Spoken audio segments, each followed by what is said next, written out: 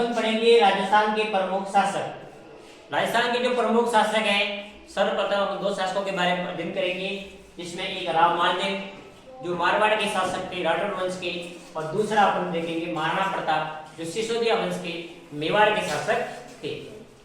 ये दो प्रमुख शासकों के बारे में अध्ययन करेंगे। सबसे पहले मैं छोटा सा निवेदन करूंगा, चैनल पर पहली बार आप विजिट कर रहे हो तो चैनल को लाइक करें, साथ में आने वाले वीडियो को शेयर करें और चैनल को अधिक से अधिक सब्सक्राइब करें। लीजिए अपन पहला देखते हैं राव मालदेव। राव मालदेव का जो शासनकाल था 1532 से लेकर 1562 तक, करीबन ये 23 साल। कितना होता है ये? 23 साल का कार्यकाल होता है। उसके बाद जो मारवाड़ के राव मालदेव थे ये राठौड़ वंश से थे। कौन से वंश से थे ये? राठौड़ वंश के थे। और ये राव गंगा के ज्येष्ठ पुत्र थे। किसके थे? राव मालदेव राठौड़ वंश के राव गंगा के बड़े पुत्र थे। उसके बाद राव मालदेव एक स्वतंत्रता प्रेमी और एक महत्वाकांक्षी शासक था। स्वतंत्रता प्रेमी था, महत्वाकांक्षी शासक था। कौन था? राव मालदेव। राव मालदेव अपने सैनिक विजयों व कूटनीति के कारण अपनी जो राज्य था उस मारवाड़ राज्य का क्या किया? उसने विस्तार किया, राज्य को फैलाया। उसके बाद मारवाड़ के इतिहास में राव मालदेव का जो शासनकाल है उसे मारवाड़ के इतिहास में शौर्य युग कहा जाता है। वेरी वेरी इंपॉर्टेंट प्रश्न बनता है कि मारवाड़ का शौर्य युग किसके शासनकाल को कहा जाता है? प्रश्न ये बनेगा, मारवाड़ का शौर्य युग किसके शासनकाल को कहा जाता है? तो वो है राव मालदेव। राव मालदेव कौन से वंश थे? तो राठौड़ वंश के शासक थे। उसके बाद उन्होंने अपने कार्यकाल में, अपने शासनकाल में मालदेव ने 52 युद्ध लड़े। कितने युद्ध लड़े? 52 युद्ध लड़े थे। और उन्होंने एक बार छोटे मोटे जो भी प्रगने थे 58 प्रगनों को एक साथ उन पर अपने अधिकार भी किया था। ये उनके जीवन काल की सबसे बड़ी उपलब्धि थी कि उन्होंने एक छोटे बड़े 58 प्रगने थे, उस 58 प्रगनों पर क्या किया था? एक साथ अधिकार किया था। किसने किया था? राव मालदेव ने। उसके बाद उन्होंने सर्वप्रथम जो विजय प्राप्त की थी वो विजय प्राप्त की थी बादरा युद्ध पर। कहां पर की थी? बादरा युद्ध। मालदेव ने सर्वप्रथम जो विजय प्राप्त की थी बादरा युद्ध को जीता। उसके बाद उन्हें नागौर, मेड़ता, सिवाना और बीकानेर तमाम ये क्षेत्र थे, उन क्षेत्रों पर भी उन्होंने विजय प्राप्त की थी। किसने विजय प्राप्त की थी? राव मालदेव ने। उसके बाद उन्होंने दुर्ग बनाए, किले बनाए। कौन कौन से बनाए? राव मालदेव ने। तो एक सुरजत का दुर्ग बनाया, उसके बाद मालकोट का दुर्ग बनाया। मालकोट का जो दुर्ग है वो मेड़ता नागौर के अंदर आया हुआ है। उसके बाद पोखरण का दुर्ग है जो जैसलमेर के, ये 3 दुर्गों का निर्माण राव मालदेव ने करवाया था। उसके बाद राव मालदेव का जो मृत्यु होती है वो कब होती है? 1562 को उनका देहांत हो जाता है। एक प्रश्न और इंपॉर्टेंट प्रश्न बनता है कि जो फारसी इतिहासकार थे, भारतीय इतिहासकारों ने राव मालदेव को हसमत वाला शासक कहा गया है। राव मालदेव को कौन सा शासक कहा है? हसमत वाला शासक कहा है। किसने कहा है? जो फारसी इतिहासकार थे उन्होंने कहा है। हसमत वाला शासक का अर्थ होता है ताकतवर। और क्या होता है? ताकतवर। एक महान शासक था, ताकतवर शासक था, जिन्होंने एक इतने बड़े क्षेत्र पर उन्हें विजय प्राप्त की थी और लगातार मारवाड़ राज्य का विस्तार किया था। उसने मारवाड़ के साथ उन्होंने अकबर के साथ में काफी सारे युद्ध लड़े थे। किसने लड़े थे? राव मालदेव। ये छोटा सा राव मालदेव का परिचय था। दूसरा अपन परिचय देखते हैं महाराणा प्रताप का। महाराणा प्रताप का जन्म कब होता है? कौन कौन से युद्ध लड़ता है? कौन उनकी माता थी? कौन पिता था? वो देखिए। महाराणा प्रताप का जन्म होता है 9 मई 1540 को। 9 मई 1540 को महाराणा प्रताप का जन्म कहाँ होता है? कुंभलगढ़ दुर्ग में। कहाँ होता है? कुंभलगढ़ दुर्ग। कुंभलगढ़ दुर्ग कहाँ है? मेवाड़ में। और कुंभलगढ़ दुर्ग में एक बादल महल था, उस बादल महल के अंदर उनका जन्म होता है। उस बादल महल को अभी जूनी कचहरी के नाम से जाना जाता है। इस बात का ध्यान रखना है। कहाँ पर जन्म हुआ था? कुंभलगढ़ दुर्ग में। और कुंभलगढ़ दुर्ग में कौन सा महल था? बादल महल। और बादल महल को जूनी कचहरी कहा जाता है। उनके पिता का नाम था, महाराणा प्रताप के पिता का क्या नाम था? उदय सिंह। और उनकी माता का नाम क्या था? जयवंता बाई। क्या नाम था? जयवंता बाई। जयवंता बाई पाली के अखेरज की पुत्री थी। किसकी थी? पाली के अकेराज की पुत्री थी। कौन थी पाली के अकेराज की पुत्री? जयवंताबाई। कौन थी? जयवंताबाई। कौन थी? जयवंताबाई। पाली के अखेराज सोनग्रा की पुत्री थी। कौन थी? जयवंताबाई। और जयवंताबाई से ही महाराणा प्रताप का जन्म हुआ था। उसके बाद महाराणा प्रताप उदय सिंह के ज्येष्ठ पुत्र थे। महाराणा प्रताप उदय सिंह के कौन से पुत्र थे? ज्येष्ठ पुत्र थे, सबसे बड़े पुत्र थे। उसके बाद महाराणा प्रताप को बचपन में टीका के नाम से जाना जाता था। महाराणा प्रताप को बचपन में कौन से नाम से जाना जाते थे? टीका के नाम से। कौन से नाम से जाना जाते थे? टीका के नाम से जाना जाता था। और टीका जो शब्द है ये वागड़ी भाषा का शब्द है। कौन सी भाषा का शब्द है? वागड़ी भाषा का शब्द है, जो छोटे बच्चों को कहा जाता है टीका। उसके बाद 17 वर्ष की अल्प आयु में महाराणा प्रताप का विवाह हो जाता है, शादी हो जाती है। किनके साथ होती है? देखिए, राम रख पवार की जो पुत्री थी। कौन थी? राम रख पवार की पुत्री थी, उसका नाम था अजबदेव। क्या नाम था? अजबदेव का। अजबदेव के साथ में महाराणा प्रताप जी का विवाह हो जाता है और अजबदेव से जो पुत्र उत्पन्न होता है उस पुत्र का नाम था अमर सिंह। क्या नाम था? अमर सिंह का पुत्र होता है। महाराणा प्रताप का पुत्र था, उसका नाम था अमर सिंह। और अमर सिंह का जन्म कौन से होता है? तो अजबदेव से। और अजबदेव महाराणा प्रताप की प्रथम पत्नी थी।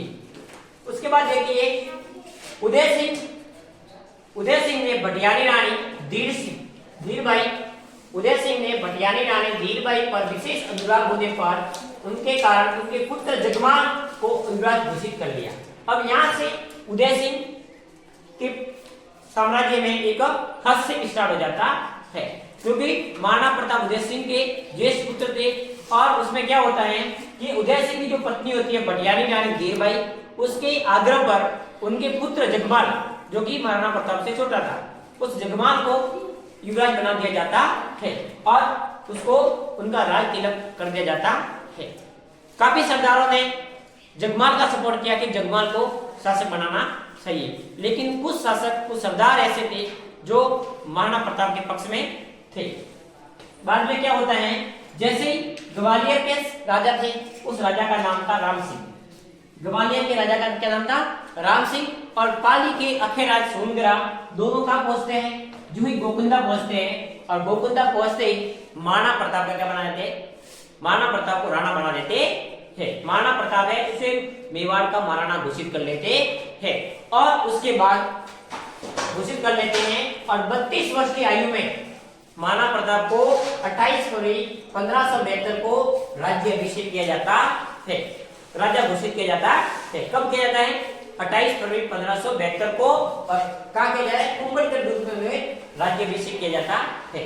राज्याभिषेक के समय काफी सारे जो सरदार थे, काफी सारे जो वो थे, वो उनके सपोर्ट में थे।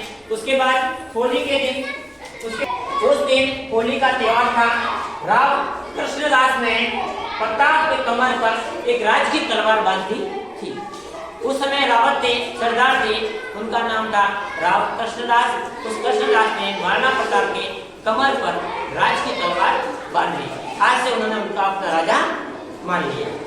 उसके बाद प्रताप ने संकट काल में मेवाड़ में कृषि वनों का क्या किया? विकास किया, काफी प्रयास किया। उस पर एक पुस्तक लिखी गई है, वेरी वेरी इंपॉर्टेंट है। उस पुस्तक का नाम है विश्व वल्लभ। क्या नाम है? विश्व वल्लभ, जो पुस्तक लिखाई गई थी। उसके बाद कुछ महाराणा प्रताप के युद्ध है। कौन कौन से युद्ध देखिए? हल्दी घाटी का युद्ध लड़ा गया था अकबर के बीच 18 जून 1576 में। दूसरा युद्ध है चावड़ का, और चावड़ का युद्ध लड़ा गया 1572 में। और दिवेर का युद्ध है 1582 में। उसके बाद एक गुरिल्ला युद्ध होता है, वो भी महाराणा प्रताप के द्वारा लड़ा जाता है। कुछ महाराणा प्रताप अकबर के द्वारा महाराणा प्रताप को समझाने के लिए शिष्टमंडल भेजे जाते हैं।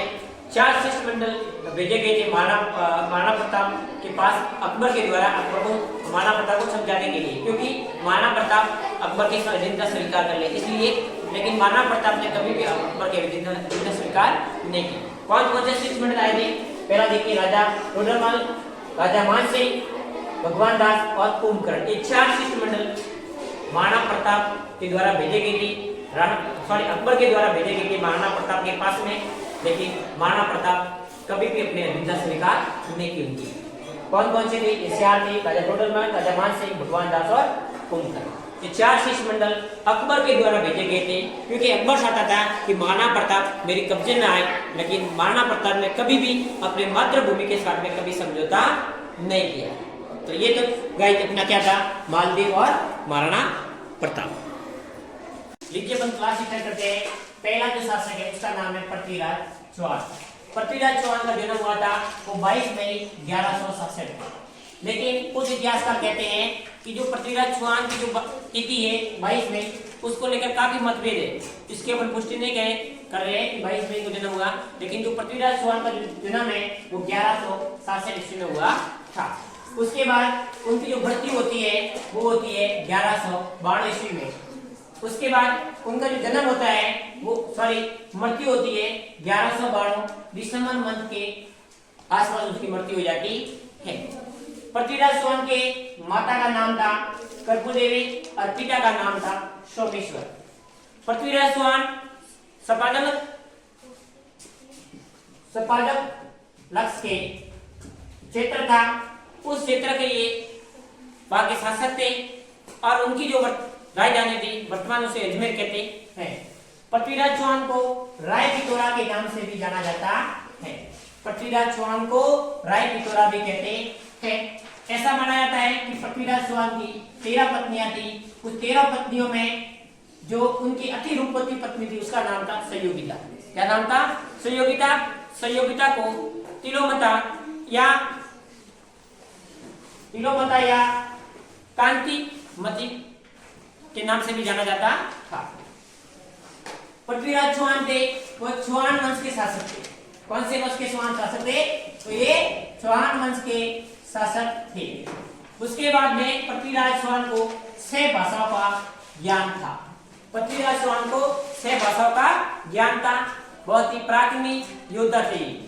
साथ में देखिए उनके दरबार में प्रमुख लेखक और कवि रहते थे, जिसमें प्रमुख कवि थे विद्यापति गौड़, वागीश्वर, जनायक, विश्वरूप, जनार्दन, चंद्र बरदाई और पृथ्वीराज भट्ट। ये प्रमुख उसके दरबार में कवि रहते थे, जो उस समय दरबार की शोभा बढ़ाते थे। कहते कि अगर दरबार में कवि नहीं है तो वो दरबार बिल्कुल एक खालीपन लगता था। तो उस समय पृथ्वीराज चौहान के प्रमुख दरबार में ये कवि थे, लेखक भी रहते थे, जिसमें विद्यापति गौड़ है, वागीश्वर है, जनायक है, विश्वरूप है, जनार्दन है, चंद्र बरदाई है और पृथ्वीराज भट्ट है।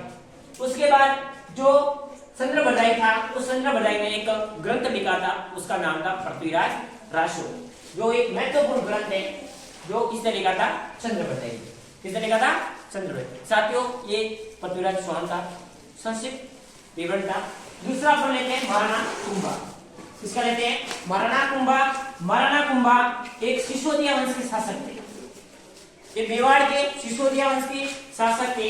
महाराणा कुंभा का जन्म होता है वो 1417 ईस्वी में चित्तौड़ के अंदर होता है और महाराणा कुंभा 1433 में मात्र 16 वर्ष की आयु में क्या बन जाते हैं? एक राजा बन जाते हैं और मेवाड़ के राज सिंहासन पर विद्यमान हो जाते हैं, बैठ जाते हैं मात्र 16 साल की आयु में। मात्र 16 साल की आयु में महाराणा कुंभा को मेवाड़ की राजगद्दी पर बैठाया जाता है। उनका जन्म हुआ था 1417 में और राजगद्दी पर बैठते हैं 1433 ईस्वी में। उसके बाद महाराणा कुंभा की राजनीतिक उपलब्धियां थी। कौन कौन सी है? उन्होंने बूंदी, गागरोड, सिरोही, वागड़, विजय और मेवाड़ मारवाड़ मैत्री आदि पर उन्होंने क्या किया? राजनीतिक उपलब्धियां प्राप्त की थी। इन किलों पर, इन क्षेत्रों पर उन्होंने क्या कर दिया था? विजय प्राप्त की थी। उसके बाद महाराणा कुंभा को एक वेरी वेरी इंपॉर्टेंट प्रश्न बनता है कि महाराणा कुंभा एक त्रिवेणी थी। महाराणा कुंभा के साथ में मतलब महाराणा कुंभा को 3 त्रिवेणी का एक निपुण कला माना जाता है, जिसमें कटार, कलम और कला। कटार, कलम और कला की त्रिवेणी थे। ये बहुत ही पराक्रमी थे। महाराणा कुंभा कटार,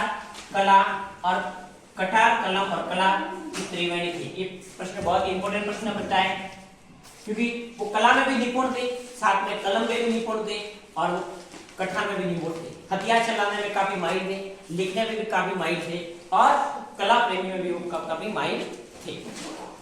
उसके बाद उनकी जो सांस्कृतिक दृष्टि से कला मेवाड़ के इतिहास का स्वर्ण युग कहा जाता है। मेवाड़ में अगर महाराणा कुंभा का अगर अपन काल देखें तो सांस्कृतिक दृष्टि से वो इतिहास का स्वर्ण युग माना जाता है, क्योंकि महाराणा कुंभा ने काफी सारे दुर्गों का निर्माण कराया, काफी संस्कृतियों का विकास किया था, काफी दुर्ग स्मारक वगैरह भवनों वगैरह का निर्माण करवाया था। साथ में वो संगीत प्रेमी भी थे। साथ में जो महाराणा कुंभा थे वो अपने आप एक संगीत प्रेमी भी थे, कला प्रेमी भी थे। महाराणा कुंभा ने 84 दुर्गों में से मेवाड़ के जो 84 दुर्ग थे, कुल मेवाड़ के कितने दुर्ग हैं? 84 दुर्ग हैं। उनमें से महाराणा कुंभा ने केवल कितने दुर्ग बनाए थे? 32 दुर्गों का निर्माण अकेले ने करवाया था। उसके बाद में उनके द्वारा बने गए जो प्रमुख दुर्ग कौन थे? तो पहला दुर्ग देखिए असलगढ़ का जो दुर्ग है वो सिरोही में माउंट आबू के अंदर आया हुआ है।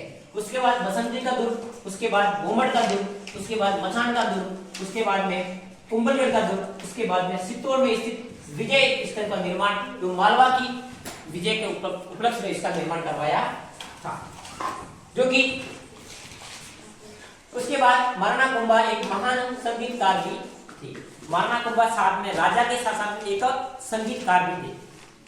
राजा का दायित्व निभाने के साथ साथ एक संगीत कला में भी निपुण थे, साथ में कला में भी वो निपुण थे। उसके द्वारा कुछ रचित ग्रंथ है महाराणा कुंभा के द्वारा। देखिए हर एग्जाम में वो प्रश्न आते हैं। इससे पहला देखिए संगीत राज, दूसरा संगीत मीमांसा, सुर प्रमाण, एक 3 संगीत ग्रंथ है। उन संगीत ग्रंथों की रचना महाराणा कुंभा ने की थी, संगीत राज, संगीत मीमांसा और सुर प्रबंध। उसके बाद में महाराणा कुंभा ने जयदेव के द्वारा रचित गीत गोविंद, ये गीत गोविंद का जो रचना की थी वो जयदेव ने की थी। उस जयदेव के गीत गोविंद पर महाराणा कुंभा ने एक टीका लिखा है। उस टीके का नाम है ऋषिक प्रिया। क्या नाम था? ऋषिक प्रिया नाम का टीका लिखा था।